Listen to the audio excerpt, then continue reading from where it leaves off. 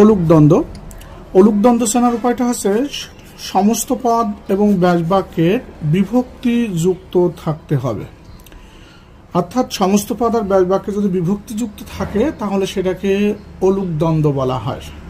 যেমন জলে স্থলে, জলে স্থলে বলতে দুই পদই প্রধান রয়েছে, মানে এটা দ্বন্দ্ব সমাস, কিন্তু জলের সাথে এ রয়েছে, স্থলের সাথে এ রয়েছে, তার মানে আমরা জানি এ অন্তঃস্থতে এটা সপ্তমী বিভক্তি।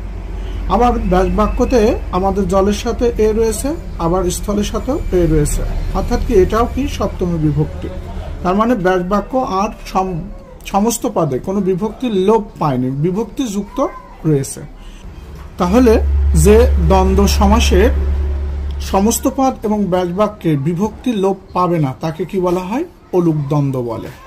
যেমন হাতে পায়ে, হাতের সাথে এ রয়েছে, আবার পার সাথে অন্তঃস্থ এ রয়েছে,